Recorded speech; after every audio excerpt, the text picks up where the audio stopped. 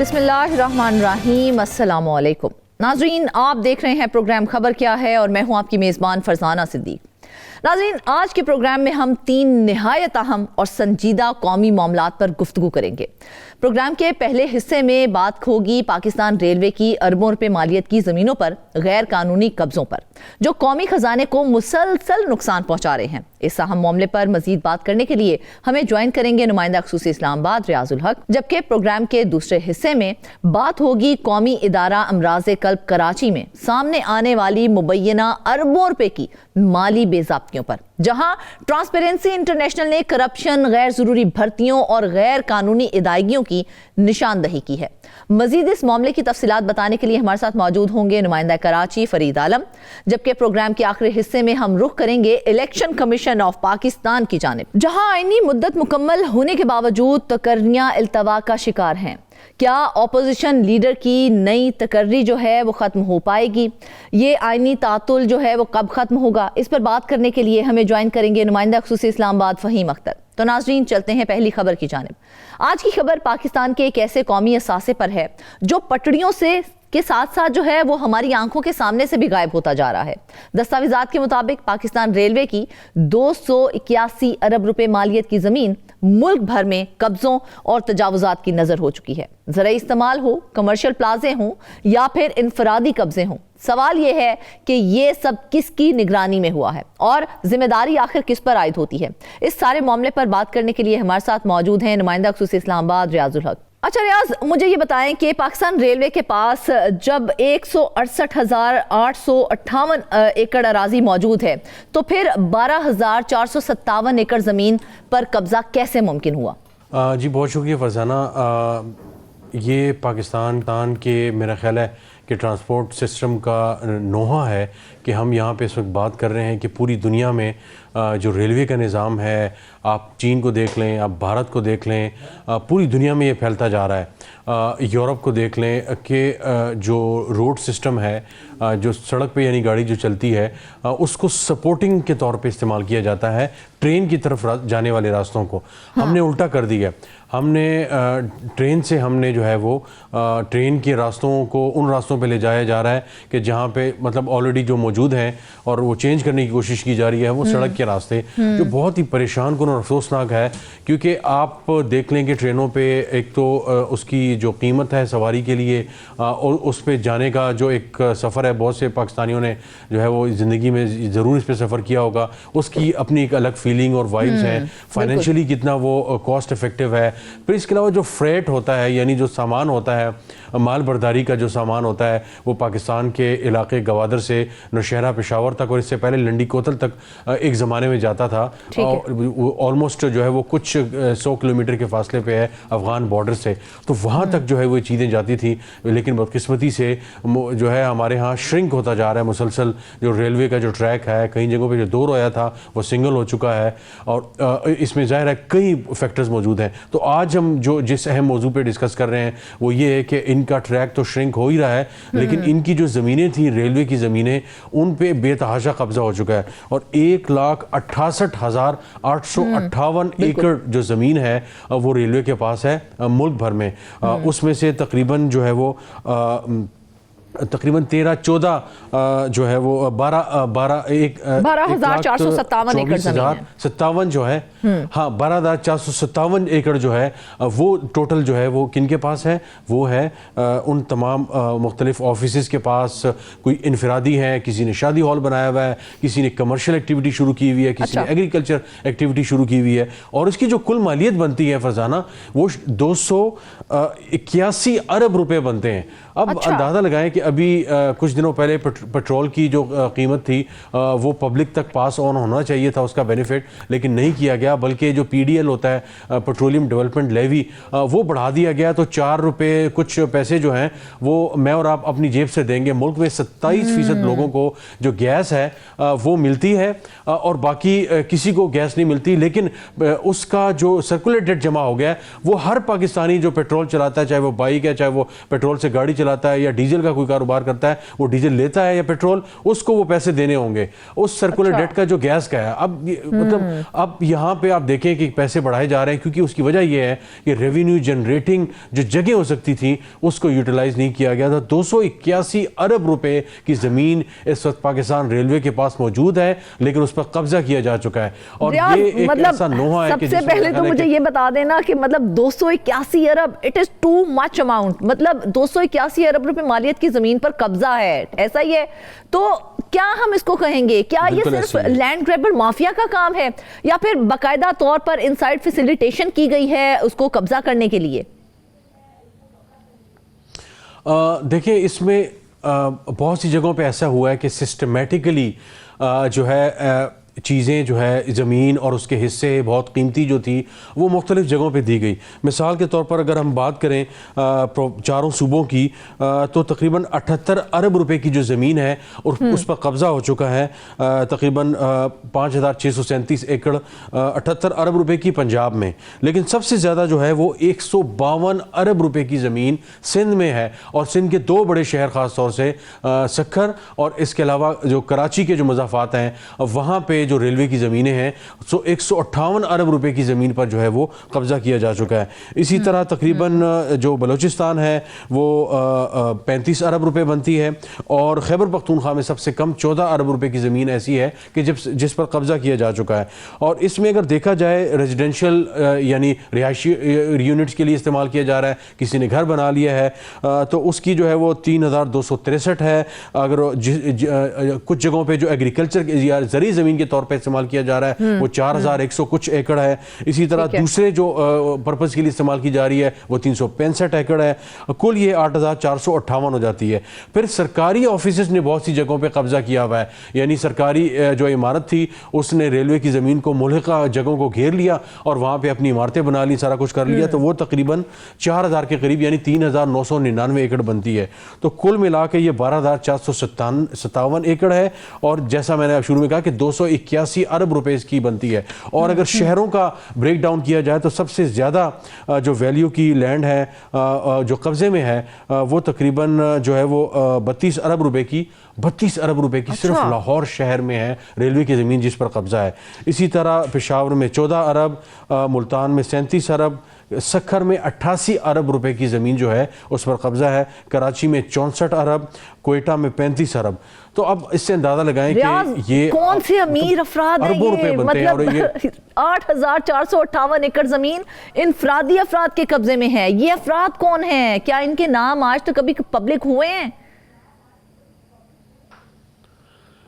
देखें, सबसे बड़ा मसला ये है कि इनके नाम पब्लिक करना, बहुत सी जगहों पे जब ये दस्तावेज़ात हमारे सामने आई तो हमने रेलवे के कुछ हुकाम से जानने की कोशिश की, तो उन्होंने बड़ी खुलकर ये बात की। उन्होंने कहा कि रियाज, हम आपको अगर उन इदारों के नाम दे दें, हम अगर आपको उन शख्सियात के नाम दे दें कि जो या फ्रंट पे हैं या बैक एंड पे मौजूद हैं, तो इनमें से एक नाम भी जो है वो आप जो है वो नहीं चला सकते, और आप लोगों पे इतनी जो है वो मसाइल आपके लिए हो जाएंगे, कानूनी जो है वो आपके लिए इश्यूज बन जाएंगे। तो मैंने कहा इतने ताकतवर हैं? उन्होंने कहा जी बिल्कुल, ये इतने ताकतवर हैं कि आपको अंदाज़ा ही नहीं है। तो मैंने कहा इसके लिए क्या किया जा रहा है? कहते जी हम तो कानून क्या कहते हैं, अदालतों का रुख कर रहे हैं, वहाँ पे जितना हो सकता है हम, लेकिन कानून के हाथ भी इतने लंबे नहीं हैं जितने इतने लोगों के लंबे हाथ हैं कि जिन्होंने 281 अरब रुपए की ज़मीनों पर कब्जा किया हुआ है, उनके कारोबार हो रहे हैं और वहाँ पे उन पे, और ये कब्जा है। यानी बहुत सी जगहों पे ये हुआ है कि रेलवे ने क्या किया है कि सब लीज़ कर दिया है, या लीज़ कर दिया है कि जी ये ज़मीन है हमारे पास रेलवे ट्रैक से कई फासले पे है और किसी जगह के लिए किसी के लिए इस्तेमाल हो सकती है। उसका जो रेंट होता है एक किस्म का किराए की मद में, वो बाकायदा तौर पे पाकिस्तान रेलवेज को आता है। इस हद तक तो ठीक है, लेकिन बहुत सी जगहों पे शादी हॉल के लिए इस्तेमाल किया जा रहा है, प्राइवेट इंडस्ट्री के लिए इस्तेमाल किया जा रहा है, कॉटेज इंडस्ट्री के लिए इस्तेमाल किया जा रहा है।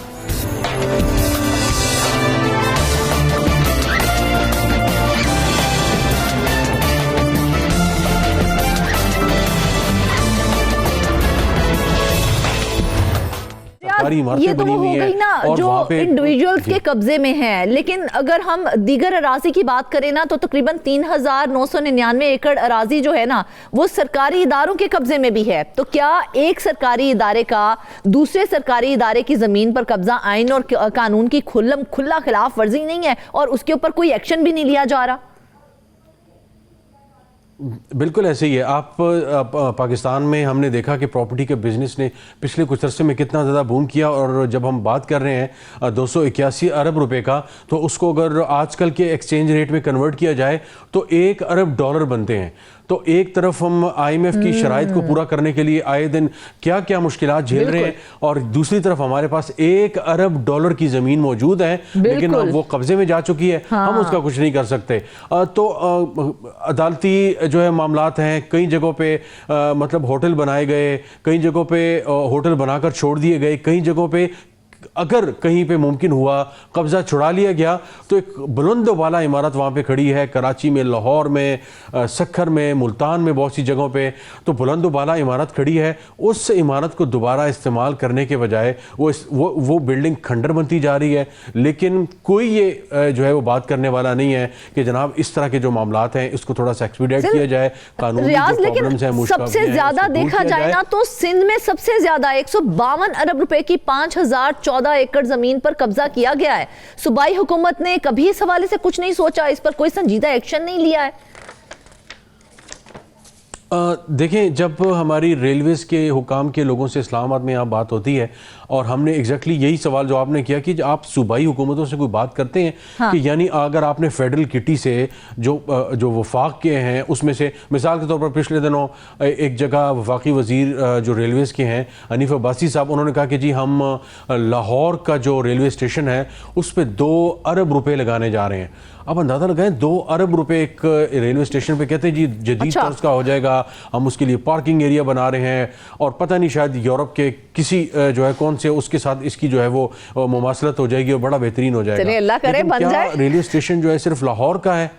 हाँ, तो लेकिन एक सोचने की बात है कि क्या एक वफाक की एक इदारा है, तो अगर आप लाहौर में अगर 2 अरब रुपए का ये बना रहे हैं बहुत अच्छी बात है, लेकिन मुल्क भर के जो बाकी जो सूबों के बड़े बड़े रेलवे स्टेशन हैं जो अंग्रेज़ दौर के बने हुए और अभी तक बड़े एक हिस्टोरिक उनका है, इस्लामाबाद में 1-2 जो है वो बड़े ज़बरदस्त रेलवे स्टेशन हैं, कुछ जगहों पर म्यूज़ियम भी बनाए गए, तो इनको एक इंडस्ट्री के तौर पर जो है वो आगे ले जाया जा सकता है सूबों के साथ लायज़ों करके। जैसे आपने सवाल किया कि सूबे क्या कहते हैं इस हवाले से, तो कुछ अफसरान ने हमें यह बताया कि जी सूबों के साथ हमारे बड़े संजीदा मुज़ाकरात हो रहे हैं, पंजाब के साथ तो चल ही रहे हैं, लेकिन इसके अलावा सिंध और खैबर पख्तूनख्वा के साथ हमारी बड़ी संजीदा मुज़ाकरात हो रहे हैं, और बहुत सी जगहों पे चीफ जो सेक्रेटरी हैं खैबर पख्तूनख्वा के, उन्होंने जो है बहुत सी जगहों पे आमादगी का इजहार किया कि कुछ फंडिंग हम कर लेंगे, सूबाई फंडिंग और कुछ वफाकी फंडिंग। तो बहुत सी जगहों पर ऐसे ट्रैक्स हैं जहाँ पे जो लोग जो सड़कें और जो है बसें इस्तेमाल करते हैं,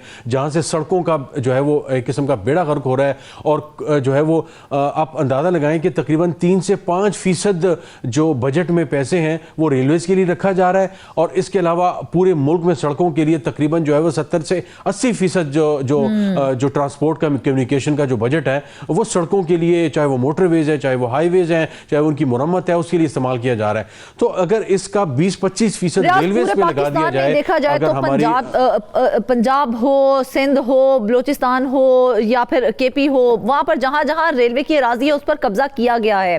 सिंध में सबसे ज्यादा है, पंजाब में भी 79 अरब रुपए की रेलवे अराजी पर तजावुजात हैं। इसके अलावा मुल्तान में 37 अरब रुपए की अराजी, खैबर पख्तूनख्वा में अगरचे देखा जाए तो रकबा कम है मगर 14 अरब रुपए की जमीन वहां पर भी कब्जा माफिया के कब्जे में है।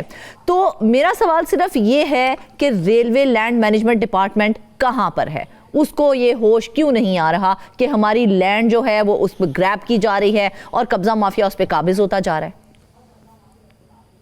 जब उनसे ये पूछा जाता है फरजाना, तो वो कहते हैं कि ना सिर्फ हम होश में हैं बल्कि हम इन चीज़ों को फॉलो भी कर रहे हैं, लेकिन बहुत सी जगहों पे ये हुआ है कि जो अगर फॉलो कर रहे होते तो 1 अरब डॉलर की मतलब ये अराजी है, हम कितना उस पर रेवेन्यू हमारे पास आ सकता था। बिल्कुल ऐसे ही है फरजाना। 1 अरब डॉलर की ये तमाम जो है मुल्क भर में प्रॉपर्टी है रेलवेज़ की, इससे इतना ज़्यादा रेवेन्यू जनरेट हो सकता था। यानी पूरे मुल्क में जो तकरीबन जो रेलवे की ज़मीनें हैं उन्होंने जो है वो पेट्रोल पंप्स को जो है किस्म का वो लीज़ किया हुआ है। तो 45 पेट्रोल पंप्स हैं और उससे तकरीबन जो है वो 20-25 करोड़ से कम जो तकरीबन 32 करोड़ रुपए के करीब, यानी 320-21 मिलियन बनता है ये। तो 32 करोड़ रुपए सिर्फ 45 पेट्रोल पंप से आते हैं। और आप बहुत से हमारे नाजरीन जो जानते हैं, आप भी जानती हैं कि पेट्रोल पंप का जो काम है, यानी आंधी हो, तूफान हो, बारिश हो जाए, कुछ भी हो जाए, पेट्रोल लोगों ने ज़ाहिर डलवाना है, चाहे वो मोटरसाइकिल वाला है, चाहे बस है, ट्रक है या कोई भी है, इसके बगैर तो चारा ही नहीं है। ऑक्सीजन की तरह ये आपके साथ जो है किस्म की ये चलती है। आप किसी इदारे में हैं या आप खुद चलाते हैं, लेकिन पेट्रोल जो है वो जुड़ी हुई चीज़ है। तो 45 पेट्रोल पंप्स हैं और आप सिर्फ 32 करोड़ रुपए इससे बना रहे हैं। यहाँ पे ऐसे पेट्रोल पंप्स हैं जो शायद इनकी महीने की जो है वो 32 करोड़ नहीं, उससे ज़ायद बनती है। अब ये भी देखना होगा कि वो कितने पे दिया हुआ है और वहाँ से जो उनको पैसे दिए जा रहे हैं, जो रेंट दिया जा रहा है, वो क्या वो इतना है या नहीं है। क्योंकि इस तरह की लीजेस को कुछ अर्से बाद रिवाइज करना चाहिए। बहुत सी जगहों पे डेवलपमेंट हो जाती है और वो जो है वो देहाती किस्म का इलाका होता है, दूर दराज का इलाका होता है, लेकिन डेवलपमेंट आजकल इतनी तेज़ी से हो रही है कि वो जगह एक बड़ा जो है वो अर्बन एरिया शुमार हो जाता है। लेकिन पता चलता है 1950 में लीज किया गया था, तो इसकी 400 रुपए जो है वो एकड़ या 400 रुपए जो है वो कनाल पे दिया हुआ है और वही जो है वो चलता आ रहा है। तो इस तरह की चीज़ों को रिवाइज करने की ज़रूरत है। तो बकौल रेलवेज़ के लैंड डिपार्टमेंट के वो जागे हुए हैं, वो देख भी रहे हैं, लेकिन आदाद शुमार ये बताते हैं कि सिर्फ उनके पास आदाद शुमार तो मौजूद है कि हमारे घर से कितना सामान चोरी हो गया, हमारे घर की कितनी ज़मीन पर कब्जा है, लेकिन इसके लिए कमाल है वो जागे हुए हैं, उनको ये पता है कि हमारे घर से कितना सामान चोरी हो गया और वो खामोशी के साथ वो सामान चोरी होता देख रहे हैं, लेकिन वो जागे हुए हैं। बिल्कुल ऐसे ही है। और ये अगेन मैंने तो उनका वर्जन आपके सामने रखा। बज़ाहिर लगता नहीं है कि जाग रहे हैं या सोते में जाग रहे हैं, पता नहीं क्या हो रहा है। बिकॉज अगर और जागे में अगर सो रहे हैं तो वो उससे ज़्यादा खतरनाक बात हो जाती है। लेकिन बात ये हो रही है कि यहाँ पे ये एक अलमिया है। अब अगर हम इससे पहले हमने, आपको याद होगा कि कुछ अर्सा पहले ऑडिट रिपोर्ट आई तो हमने देखा था कि डीजल इंजन जो हैं वो 27 घंटे के लिए चेक करने के लिए 27 घंटे तक डीजल के जो इंजन हैं मुख्तलिफ शहरों में, कराची, रावलपिंडी वगैरह में, वो ऑन रखे गए। और पता चला कि जनाब इनको तो 6 से 7 घंटे में चेक होके ओके करके आप चला सकते थे, लेकिन आपने जो है वो 27 घंटे इंजन को ऑन रखा। फिर डीजल का जो चोरी है वो एक अलग कहानी है। फिर रेलवे ट्रैक्स के सामान की जो चोरी है वो एक अलग कहानी है। तो इस तरह जुबानी कलामी दावों से आप पब्लिक उसको तो डिस्कोर्स बना सकते हैं, लोगों को बता सकते हैं हम क्या कर रहे हैं। अभी कुछ दिनों पहले वज़ीर आज़म को बाकायदा तौर पे हनीफ अब्बासी साहब ने, सेक्रेटरी रेलवेज़ ने बाकायदा तौर पे ब्रीफिंग दी है कि हम चीज़ों को बेहतर करने जा रहे हैं, हम ये करने जा रहे हैं, वो करने जा रहे हैं। आप ठीक है, कुछ ना कुछ आप अरेंजमेंट्स तो कर रहे हैं, मामलात को देख रहे हैं, लेकिन असल चीज़ ये होती है कि क्या आप लॉन्ग टर्म विजन रख रहे हैं कि आने वाले अरसे में जहाँ पे हमारी 3 पॉइंट समथिंग जो है उस पे हमारी पॉपुलेशन ग्रोथ है, तो क्या सारी दुनिया इसी तरह सड़कों पे गाड़ियां भगाएगी, या हमें जो रेलवे का निज़ाम है इसको मजीद बेहतर करना है। इससे पहले कि सड़कों का जो जाल है वो हमारे लिए बोझ बन जाए, रेलवे का निज़ाम हमारे लिए मौजूद ना हो, उसके बाद जो वाक़यात और हालात होने हैं वो शायद इस वक्त चैलेंजिंग है, लेकिन आने वाले कुछ अरसे हमारे लिए वो बहुत बड़े गले का तोक बन सकते हैं ट्रांसपोर्ट सेक्टर। अच्छा रियाज, देखा जाए रिहायशी हो, कमर्शियल हो, रेलवे की ज़मीन पर बस तजावुज़ात हैं, तो क्या पाकिस्तान रेलवे को हम ये कहें कि ये वाकई खसारे में है या उसे जानबूझकर खसारे में दिखाया जा रहा है और कोशिश की जा रही है कि ये खसारे में जाए? देखें, यहाँ पे 20 से 25 अरब रुपए की जो प्रॉपर्टी है जो इन्होंने मुख्तलिफ जगहों पे लीज़ की हुई है, यानी वो इन्होंने 20-25 अरब रुपए की प्रॉपर्टी है, 281 अरब पे तो कब्ज़ा है। 20 से 25 अरब रुपए की ज़मीन इन्होंने कमर्शियल में दी हुई है, रेजिडेंशियल में दी हुई है, और इसके अलावा एग्रीकल्चर जो लैंड है उसमें उन्होंने दिया हुआ है। लेकिन जैसा मैंने कहा कि 1930 और 40 में उस की जो लीज़ थी वो उस ज़माने में साइन हुई और उसके बाद से उसको ना दोबारा रिवाइज़ किया गया है, ना देखा गया है, बहुत सी जगहों पे असर रसूख सामने आया, बहुत सी जगहों पे ये हुआ कि वो जानने वाले थे, उस वक्त के वजीर देख लें या उस वक्त के जो सेक्रेटरी थे, फिर उस वक्त के पता चला कि वज़ीर आज़म जो थे वो इस हवाले से फेवर्स लेने के लिए कहते थे कि जनाब शाह साहब का कॉन्ट्रैक्ट जो है ना फिलहाल उसी लीज पे चलने दें। 1940, 50, 60 ठीक है, बहुत सी चीजों को रिवाइज करने की जरूरत है यहाँ पर। नाजरीन, ये कब्जा माफिया समझते हैं ना कि रेलवे की जमीन सिर्फ मट्टी है, तो वो मट्टी नहीं है, ये आने वाली हमारी नस्लों का एक सरमाया है। 281 अरब रुपए की जमीन पर कब्जा सिर्फ एक स्कैंडल नहीं है, ये रियासती रिट पर एक सवालिया निशान है। देखना यह है कि क्या ये दस्तावेजात कभी ऑपरेशन में बदलेंगे या हमेशा की तरह एक और रिपोर्ट बनकर रह जाएंगे। वापस आएंगे एक ब्रेक के बाद।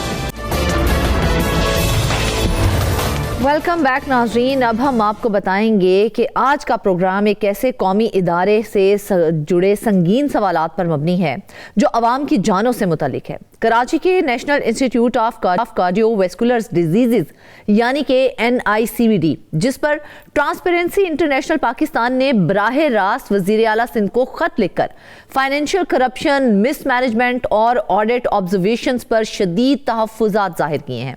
ऑडिट रिपोर्ट्स के मुताबिक अरबों रुपए के नुकसान, गैर कानूनी तकर्रियों और मेडिसिन और मेडिकल इक्विपमेंट्स की खरीदारी में संगीन बेज़ाब्तियां सामने आई हैं। सवाल यह है कि अगर ये इल्जामात दुरुस्त हैं तो इसका जिम्मेदार कौन है, और अगर दुरुस्त नहीं है तो फाफ तहकीकात से गुरेज क्यों किया जा रहा है। तफसीलात बताने के लिए हमें ज्वाइन किया है नुमाइंदा कराची फरीद आलम ने। फरीद, सबसे पहले तो मुझे ये बताएं कि अगर ट्रांसपेरेंसी इंटरनेशनल पाकिस्तान जैसे मोतबर इदारे ने खुद खत लिखा है तो क्या हुकूमत सिंध इसको सीरियस टेकअप करेगी या फिर हम कहें कि ये भी फाइलों में दब के रह जाएगा मामला? जी देखिए, इदारा अमराज क़ल्ब जो कि पाकिस्तान का सबसे बड़ा दिल के अमराज का अस्पताल है, यहाँ पर बेकायदियों की गुज़िश्ता एक साल के दौरान मुतअद्दिद मरतबा शिकायत की गई है, लेकिन हुकूमत सिंध की जानिब से ताहाल जो है अभी कोई इसमें कोई बड़ा कदम नहीं उठाया गया है। ना किसी अफसर से पूछगछ की गई है, ना किसी को सज़ा दी गई है, ना ही इसको इंतज़ामी उमूर को सही करने के लिए, इसकी माली उमूर को सही करने के लिए कोई खातिर ख्वाह इंतज़ाम किए गए, जिसकी वजह से जो है आए रोज़ इदारा अमराज क़ल्ब में मुख्तलिफ़ किस्म की बद इंतज़ामी की शिकायत की जाती है। अद्वियात की ख़रीदारी हो, आलात की ख़रीदारी हो, मरीज़ों को सहूलियात की फरहमी हो, या मुलाजमीन और अफसरान को तनख्वाहों की अदायगी हो, या मुलाजमीन की भर्तियाँ, सारे मामलात के अंदर मुतअद्दिद शिकायतों के बावजूद हैरत अंगेज़ तौर पर सिंध हुकूमत की जानिब से, वज़ीर आला सिंध की जानिब से अब तक कोई वाज़ेह हिकमत अमली मुरतब नहीं की गई है, जिसकी वजह से इदारे अमराज क़ल्ब में हर गुजरते दिन के साथ इंतज़ामी बहरान पैदा होता चला जा रहा है। कितने लिमिटेशन रखी गई है कि कितने अलाउंस दिए जाएंगे, और लेकिन हमने तो देखा कि करोड़ों रुपए की ज़ायद अदायगियाँ की गई हैं। जी जी, वो ओहदे के हिसाब से होता है कि कौन सा डॉक्टर या कौन सा शख्स किस ओहदे पर है, तो उस ओहदे के मसावी उसको तनख्वाह दी जाती है। लेकिन यहाँ पर तो बिल्कुल अंधा बाटे रेवड़ियाँ अपनों की मिसाल है कि अपने मनपसंद जो डॉक्टर्स हैं या जो अपने मनपसंद मुलाजमीन है उनको जितना दिल चाहे पैसे दे दो, कोई पूछने वाला नहीं है। अद्वियात जितनी महंगी चाहे खरीद लो, कोई पूछने वाला नहीं है। अद्वियात तकसीम कर दी जाए, कोई पूछने वाला नहीं है। वही अद्वियात मरीजों को दे दी जाए तो इनको बड़ा नुकसान होता है। तो ऑडिट रिपोर्ट में भी ये 40, अब जो डिजिटल मैं आपको बता रहा हूँ पेमेंट का, अदायगियों का, तो डिजिटल अदायगियाँ तो किसी सूरत में काबिल कबूल होती ही नहीं है। ये मोबाइल ऐप्स के ज़रिए की जाती है, जैसे मुख्तलिफ ऐप्स जो आपको पैसे एक दूसरे को भेजने के लिए इस्तेमाल करते हैं, उन ऐप्स के ज़रिए 4 करोड़ 90 लाख रुपए की अदायगियाँ की गई। ऑडिट रिपोर्ट में उस पर भी संगीन एतराज़ किया गया कि ये अकाउंट जो है ये तो सामने ही नहीं आ रहे, किसके पास जा रहे हैं पैसे, ये तो साबित ही नहीं हो रहा। 4 करोड़ 90 लाख रुपए हैं। अगर मजमूई तौर पे हम तनख्वाहों की मद में जाए तो 4 अरब 80 करोड़ रुपए हैं। तो ये एक बहुत बड़ी रकम है जिसके लिए हुकूमत सिंध को बार बार निशानदेही की जा रही है। इसकी मीडिया पे खबरें चल रही हैं, लेकिन ऐसा मालूम होता है कि हुकूमत सिंध NIVCD के बारे में कोई खबर सुनने को तैयार ही नहीं है। उनकी नज़र में NIVCD में दूध की नहरें बह रही हैं। हर आदमी वहाँ से जाके फैसिलिटेट हो रहा है, जिसका जहाँ से जो दिल चाह रहा है वो वहां से ही करप्शन कर रहा है, इंटरनेशनल बोल रहा है। ये तो अलाउंसेस की बात हो गई ना फरीद। अद्वियात और तिब्बी सामान की खरीदारी में भी 56 करोड़ 90 लाख रुपए की बेज़ाब्ती की गई है। तो इसको हम क्या कहेंगे? क्या ये सिर्फ ओवर प्राइसिंग है या बाकायदा तौर पर एक कमीशन सिस्टम बनाया गया है? देखें, 56 करोड़ रुपए की जो जायद अदायगियाँ हैं या अद्वियात की खरीदारी में या आलात की ख़रीदारी में, तो वो मैंने इल्ज़ाम नहीं लगाया या आपने इल्ज़ाम नहीं लगाया। वो ऑडिट रिपोर्ट में ऑडिटर जनरल सिंध की रिपोर्ट है जिसमें ये बताया गया है, सरकारी ऑडिटर्स ने ऑडिट किया है और उन्होंने बताया कि 56 करोड़ रुपए जो है इजाफी खर्च किए गए, बिला जवाब खर्च किए गए। अब उसका वजह ये होती है कि अगर मुझे कोई चीज़ अपने अस्पताल के लिए खरीदनी है या अपने किसी दफ्तर, सरकारी दफ्तर के लिए खरीदनी है, तो मैं अपने एक जानने वाले से बात करता हूँ, अपने ऐसे सप्लायर से बात करूँगा जो वो मेरी मर्जी के मुताबिक कीमत लिख के देगा। वो मेरी मर्जी के मुताबिक अगर एक मोबाइल फ़ोन खरीदना है, मोबाइल फ़ोन की कीमत 10,000 रुपये, लेकिन जब मैं अपने सप्लायर से लेता हूं तो वही मोबाइल फ़ोन मुझे 45,000 रुपये में मिलता है। वो 45,000 रुपये का वो सप्लायर मुझे बिल बना के देता है। लेकिन जब ऑडिटर ने इसकी तहकीकात की, जब उन्होंने ऑडिट किया तो उनको पता चला कि भाई ये मोबाइल फ़ोन 10,000 रुपये का था लेकिन ये ख़रीदा गया है 45,000 रुपये में। तो उन्होंने उस पर एतराज़ लगाया। यही इसी तरह के एतराज़ात हैं। देखिए सरकारी अस्पतालों में लेकिन एक और चीज़ है ना फरीद, जो ऑडिट रिपोर्ट आई है ना, रखे गए, उस ऑडिट रिपोर्ट के मुताबिक ये भी कहा जा रहा है कि बगैर इजाजत के अखराजात किए गए और इजाफी अदायगियां की गई जो कि 40 करोड़ रुपए की थी। तो इस नुकसान का, ये जो नुकसान हुआ है और ये जो अदायगियां की गई हैं, ये फैसले किसके साइन से हुए हैं फिर, अगर इजाजत ही नहीं दी गई? देखिए जो इदारे का चीफ एग्जीक्यूटिव होता है ना, तो उसको ये इख्तियार होता है कि वो अपने जो मातहत अफसरान हैं उनको इजाज़त देता है कि वो अपने ज़रूरी अखराजात पूरे करने के लिए फ़ंड का इस्तेमाल करते हैं। तो ये सबसे बड़ी जिम्मेदारी जो हॉस्पिटल के एग्जीक्यूटिव डायरेक्टर है उनकी बनती थी कि वो, लेकिन ज़रूरी अखराजात की भी तो कोई लिमिट होती होगी ना। 40 करोड़ बहुत बड़ी अमाउंट है फरीद।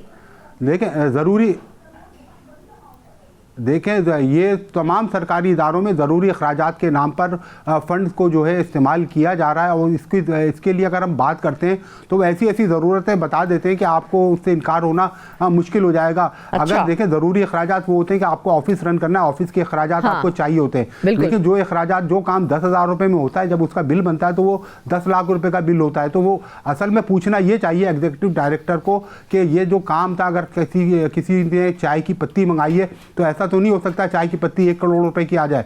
चाय की पत्ती की एक कीमत होती है। इसी तरह स्टेशनरी ली गई है, अगर स्टेशनरी का सामान है उसके बारे में मालूमात, अगर आपने कोई प्रिंटिंग कराई है वो ज़रूरी अखराजात में आता है, अगर आपने कोई मेंटेनेंस का काम कराया, आपने ऑक्सीजन खरीदी, आपने सिलेंडर मंगवाए, तो वो सब चीज़ों का एक कोटा होता है, कोटेशंस होती हैं। लेकिन ज़रूरी अखराजात के नाम पर ये अफसरान को एक खुली छूट मिली हुई है। ज़रूरी अखराजात के नाम पर वो जितने पैसे चाहते हैं, आला हुक्काम की मिली भगत से, इदारे के सरबराह की मुबैना मिली भगत से वो पैसे ठिकाने लगा देते हैं और वो साबित भी नहीं होते, क्योंकि उन्होंने ही चेक करना है, उन्होंने ही पैसे देने हैं और उन्हीं के जो सरबराह है उसी ने उसको मंजूरी देनी है। तो ऑडिट रिपोर्ट ने यही उठाया कि मिजाज अथॉरिटी से मतलब उनका है कि सेक्रेटरी सेहत से उन्होंने इजाज़त ली, मिनिस्टर से इजाज़त ली या नहीं ली। तो अब ये मामला आगे जाएगा कि वो अपने बताएंगे कि हमारे पास इख्तियारत है, हमने इस इख्तियार के तहत ये पैसे इस्तेमाल कर लिए, लेकिन सारे गैर ज़रूरी अखराजात हैं वो साबित नहीं कर पा रहे हैं कि उन्होंने ये पैसे कहाँ खर्च किए, क्या किसी की जान बचाने के लिए खर्च किए, क्या अस्पताल की बिल्डिंग गिर रही थी तो उसकी मेंटेनेंस कराने के लिए उन्होंने ये पैसे खर्च किए या दवाएं खरीदने के लिए। उनके पास अभी जवाब नहीं। अब जरूरी अखराजात में वो कुछ भी लिख सकते हैं, लेकिन वो फरीद, आपने हमें बताया कि वज़ीर आला सिंध को खत लिखा गया है। वज़ीर आला सिंध को खत इरसाल होने के बाद क्या कोई इंडिपेंडेंट इंक्वायरी कमेटी बनाई गई है या नहीं बनाई गई है? देखिए कवायद के मुताबिक जब किसी वज़ीर आला सिंध को जब कोई इस तरह का इदारा ख़त लिखता है तो वज़ीर आला सिंध को नोटिस लेते हैं और नोटिस लेने के बाद इसकी वज़ीर आला के पास अपनी एक इंस्पेक्शन एंड इंक्वायरीज कमेटी है, उसको वो भेजा जाता है। वो कमेटी जो है तहकीकात करती है, लेकिन अभी तक इस पर खामोशी। मैं आपको बता रहा हूँ गुज़िश्ता 1 साल से NIVCD समेत सिंध के जो बड़े सरकारी अस्पताल हैं उनमें इसी तरह की माली और इंतज़ामी बेकायदगियों की शिकायतें की जा रही हैं, लेकिन हुकूमत सिंध जो है इस वक्त किसी हमें नजर नहीं आता कि उनका मूड ही नहीं है कि किसी अस्पताल में कोई कार्रवाई करे। जो सेक्रेटरी है वो भी खामोश बैठे रहते हैं, वो लेटर भेज देते हैं। लेटर भेजने के बाद देखिए यहाँ तो लेटर और इंक्वायरी का, लेकिन खैर फरीद, गुज़िश्ता रोज वज़ीर आला सिंध की जानिब से भी ये कहा गया है कि हमने सिंध के अंदर जो तरक्की काम किए गए हैं, काफी लंबी चौड़ी उनकी जानिब से एक तकरीब रखी गई थी कि सिंध के अंदर जो डेवलपमेंट्स हुई हैं, लेकिन जिस तरह से ये मामला हमारे सामने आ रहा है हमें डेवलपमेंट्स होती दिखाई नहीं दे रही हैं। सबसे अहम सवाल अवाम का है जिसका मैं जवाब आपसे लाजमी लेना चाहूंगी। मुझे सिर्फ ये बताइए कि अगर ये सब कुछ एक लाइफ सेविंग इंस्टीट्यूट में हो रहा है तो फिर मरीजों की जानों की कीमत कौन अदा करेगा? देखिए मरीजों की तो जानों की कोई कीमत ही नहीं है, ये मैं आपको छोटा सा जवाब दे रहा हूँ। सिंध के किसी भी सरकारी अस्पताल हो या पाकिस्तान का कोई भी सरकारी अस्पताल हो, मरीजों की जान की कोई कीमत नहीं है। मरीजों के नाम पे अलबत्ता इनके खाते खुले हुए, जो मरीज है ना पूरे पाकिस्तान में, ये सरकारी अस्पतालों की जो इंतजामिया है उनके लिए कमाई का बहुत ही आसान जरिया है। बिल्कुल ऐसे ही है, उनकी मरीजों की जानों की तो कोई कीमत बल्कि उनकी कमाई के एक जरिए बन गए हैं ये। नाजरीन, NICVD जैसे इदारे सिर्फ इमारतें नहीं होती हैं, ये उम्मीद की अलामत होते हैं। अगर यहाँ शफाफियत ना हो, अगर यहाँ अकाउंटेबिलिटी ना हो, तो फिर अवाम किस दर पर जाए। ट्रांसपेरेंसी इंटरनेशनल ने सवाल उठा दिए हैं, अब गेंद हुकूमत सिंध के कोर्ट में है। देखना यह है क्या ये खत वाकई ही एक्शन में बदलेगा या हमेशा की तरह एक और रिपोर्ट बनकर रह जाएगा। वापस आएंगे ब्रेक के बाद।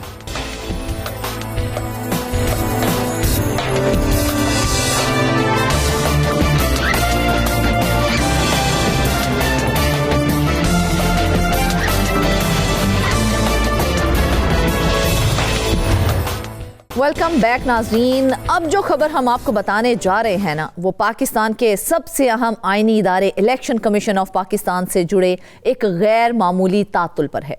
चीफ इलेक्शन कमिश्नर और 2 मेंबरान की 5 साला आईनी मुद्दत मुकम्मल हुए पूरा 1 साल गुजर चुका है, मगर ताहाल नई तैनातियां नहीं हो सकी हैं। कहा यह जा रहा है कि यह तातुल पॉलिटिकल कंसल्टेशन, अपोजिशन लीडर की तकर्री और आईनी पेचीदगियों की नजर हो गया है। सवाल यह है कि क्या यह महज ताखीर है या एक सोचा समझा डिले टैक्टिक है। मजीद तफसीलात बताने के लिए हमें ज्वाइन किया है फहीम अख्तर ने। फहीम, मेरे अलावा अगर कोई भी होगा ना तो उसके जहन में सबसे पहला सवाल यही आएगा कि जब चीफ इलेक्शन कमिश्नर और 2 मेंबरान की मुद्दत 25 जनवरी को मुकम्मल हो चुकी थी, तो फिर वफाकी हुकूमत ने बरवक्त नया अपॉइंटमेंट प्रोसेस क्यों शुरू नहीं किया है? बहुत शुक्रिया फरजाना, ये एक इंतहाई अहम मामला है। जो आपने सवाल किया है उस पर आने से पहले थोड़ा सी मैं sensitivity election commission of Pakistan के हवाले से बता दूं कि ये इतना अहम और बड़ा इदारा क्यों है। क्योंकि इसी इदारे ने, ये वाहिद इदारा है पाकिस्तान का जिसने इंतखाबात करवाने होते हैं, इलेक्शन बॉडी है। इसने इलेक्शन जो करवाने हैं, अवाम का जो वोट है या फिर जो अवाम की जानिब से इनको अमानत दी जाती है, ये उसमें से इंसाफ करते हैं और जो हकदार होता है उसको हक देते हैं, और फिर वही हकदार जो है वो हुकूमतें बनाता है। वो सदर बनता है, वो वज़ीर आज़म बनता है, वो वज़ीर आला बनता है, सेनेटर बनता है, MNAs MPAs बनते हैं, जो कि अगले 5 साल तक पाकिस्तान के अवाम की तकदीर के फैसले करते हैं। अब अगर इस इलेक्शन कमीशन, इस बड़े अहम इदारे के ऊपर अगर लोगों का एतमाद ना हो तो वो सारी जो बुनियाद है वो उखड़ जाती है, वो जो सारी इमारत है वो टूट फूट का शिकार हो जाती है। और बदकिस्मती से पिछले 1 साल से ये जो बुनियाद है ये गिरी हुई है, ये टूटी हुई है, ये ख़त्म हो चुकी है, क्योंकि तैनाती नहीं हो रही। आइन ये कहता है कि जब इलेक्शन कमीशन ऑफ पाकिस्तान का चीफ इलेक्शन कमिश्नर हो या फिर उनके जो मेंबरान हों, अगर वो मुद्दत मुकम्मल कर जाते हैं तो 45 दिन के अंदर उनकी जो मुद्दत है उसके अंदर आपने नई तैनातियां करनी है। और 25 जनवरी 2025 को ये जो 3 यानी कि शख्सियात हैं इलेक्शन कमीशन की, जिनमें एक chief election commissioner Sikandar Sultan Raja, member Sindh Nisar Durrani और मेंबर बलूचिस्तान शाह मोहम्मद जतोई साहब, इनकी मुद्दत मुकम्मल हो चुकी। लेकिन इनको एक्सटेंड करने के लिए इलेक्शन कमीशन ऑफ पाकिस्तान के मेंबरान को मजीद मुद्दत देने के लिए, वक्त देने के लिए 26वीं आईनी तरमीम कर दी गई। अब 26वीं आईनी तरमीम तो कर दी गई और उसमें यह कहा गया कि जब तक नए मेंबरान तैनात नहीं होते तब तक ये काम करते रहेंगे। नहीं तो क्या अब ये जो सिचुएशन बन चुकी है फहीम, तो क्या ये आईनी तौर पर अब हम इसे दुरुस्त कहेंगे कि 1 साल गुजरने के बावजूद भी इलेक्शन कमीशन जो है वो एक्सटेंडेड मोड में काम करता रहा है? देखिए, ये आइन की 2 शिकों के साथ मुतसादिम करती है फरजाना। मैं इसी बात के ऊपर आ रहा जो आपने सवाल किया। एक तो आइन की शिक ये कहती है कि एक एक्टिंग चीफ इलेक्शन कमिश्नर होगा, कि अगर चीफ इलेक्शन कमिश्नर अवेलेबल नहीं है, रिजाइन कर जाते हैं या फिर कहीं चले जाते हैं, तो जो इलेक्शन कमीशन के सीनियर मेंबर होंगे वो एक्टिंग चीफ इलेक्शन कमिश्नर के तौर पर काम करेंगे। अब वो एक आइन की शिक मौजूद है, तो फिर 26वीं तरमीम के तहत उनको वक्त देने की क्या जरूरत थी? एक चीज। दूसरी चीज ये कहते हैं कि जब तक नई तैनाती नहीं होती तब तक ये बैठे रहेंगे, ये काम करते रहेंगे। तो वो जो दूसरी आइन की शिक है वो कहती है कि 45 दिन के अंदर आपने इनकी मुद्दत के अंदर आपने इनको तैनात करना है। तो फिर उसकी भी खिलाफ वर्जी हो रही है। तो बुनियादी तौर पर वफाकी हुकूमत 1 साल से इन मेंबरान की तैनाती ना करके आइन की खिलाफ वर्जी कर रही है, और ये आइन की संगीन खिलाफ वर्जियों में से एक इसको तस्वर किया जाना चाहिए। इसकी अब जो सिचुएशन डेवलप हो चुकी है, पहले तो माजी में आपके साथ हमने 2-3 दफा इस सारे मामले के ऊपर हमने गुफ्तगू भी की, इस मामले को हमने हाईलाइट भी किया। बिल्कुल किया था। पहले तो अपोजिशन लीडर के साथ मशावरत नहीं कर रहे थे, उस वक्त उमर अयूब साहब डिस्क्वालिफिकेशन उनकी नहीं हुई थी। तब जब प्रोग्राम्स हुए, अपोजिशन की तरफ से भी तनकीद का सिलसिला शुरू किया गया, उमर अयूब ने कौमी असम्बली के अंदर फ्लोर ऑफ द हाउस खिताब किया, तो फिर वज़ीर आज़म की तरफ से एक ख़त लिख दिया गया। और जो ख़त लिखा गया, जैसे ही वो ख़त मौसूल होता है, उसके बाद अपोजिशन लीडर से ये कहा गया कि आप हमसे मुलाकात करें। वज़ीर आज़म ने कहा कि हम इसको डिस्कस करना चाहते हैं, लेकिन तारीख नहीं दी थी वज़ीर आज़म की तरफ से। अपोजिशन लीडर ने वज़ीर आज़म को ख़त का जवाब देने की बजाय उन्होंने स्पीकर को ख़त लिख दिया। स्पीकर की तरफ से जवाब जो है, उन्होंने कहा कि नहीं, आप वज़ीर आज़म से रब्ता करें, आप हमारी तरफ अभी नहीं आ सकते, कि अच्छा। कमेटी तब बनेगी जब वज़ीर आज़म और आपके दरमियान मशावरत होगी। ठीक है। अच्छा, फिर इन्होंने वज़ीर आज़म को ख़त लिखा और उसके अगले दिन, जिस दिन अपोजिशन लीडर उमर अयूब ने ख़त लिखा, उसके अगले दिन उमर अयूब साहब को और शिबली फराज साहब को इंसदाद दहशतगर्दी अदालत फैसलाबाद की जानिब से नाअहल कर दिया जाता है। और यूं अगस्त से लेकर अब तक जो अपोजिशन लीडर की पोस्ट थी वो खाली थी। आज मतलब ये कि जो महमूद खान अचकज़ई हैं, उनका नोटिफिकेशन जारी कर दिया गया है, वो भी 5 तो फहीम, हुकूमत का मौक़िफ़ भी तो यही है ना कि ऑपोजिशन लीडर की तकर्री ना होने के बायस जो है ये प्रोसेस रुका हुआ है। तो क्या एक आईनी इदारे को एक पॉलिटिकल डेडलॉक के रहमो करम पर यूं ही छोड़ा जा सकता है? देखिए फरजाना, ये अपोजिशन लीडर की तैनाती किसने करनी है? अपोजिशन लीडर की तैनाती ज़ाहिर है नॉमिनेशन अपोजिशन की तरफ से आ गई है, सारे मेंबरान ने साइन करके दे दिए। ये तैनाती स्पीकर कौमी असम्बली ने करनी थी। स्पीकर कौमी असम्बली का ताल्लुक मुस्लिम लीग नून से है। वो कहते हैं कि वज़ीर आज़म की हिदायत के ऊपर मैंने जो करना है। तो वो इतने अरसे 5 महीने तक आपने डिले क्यों किया है? आपने डिले इसलिए किया कि अपोजिशन लीडर सख्त तकरीर करेगा, अपोजिशन लीडर इश्यूज बनाएगा, और फिर जैसे ही वो अपोजिशन लीडर आएंगे तो फिर जो आईनी ओहदों के ऊपर जो तैनातियां रुकी हुई हैं वो करेंगे। अब ज़रा ये बताते हैं कि जो तहरीक तहफ़्फ़ुज़ यानी पाकिस्तान हो या फिर पाकिस्तान तहरीक इंसाफ हो, उनकी जानिब से मैंने 2-3 दोस्तों से पूछा कि अचकज़ई साहब की अब तैनाती तो हो चुकी है, अब वो क्या करेंगे? तो उन्होंने कहा कि अब सिकंदर सुल्तान राजा साहब का काउंट डाउन जो है वो शुरू हो जाएगा। और इलेक्शन कमीशन के 2 जो मेंबरान हैं उनका काउंट डाउन शुरू हो जाएगा, क्योंकि वो ये कहते हैं कि महमूद खान अचकज़ई साहब जो हैं उनके मुस्लिम लीग नून के साथ ताल्लुकात इतने ज़्यादा ख़राब नहीं है, बिलखुसूस नवाज शरीफ के साथ उनके ताल्लुकात ख़राब नहीं है। ये जो शराइत रखी गई हैं चीफ इलेक्शन कमिश्नर के लिए, साबिक सुप्रीम कोर्ट जज, रिटायर्ड ब्यूरोक्रेट या फिर टेक्नोक्रेट की शर्त जो है, क्या उन तकाज़ों पर पूरा उतरने वाले नाम जो हैं वो सियासी दबाव से आज़ाद होंगे, बाला होंगे उनसे?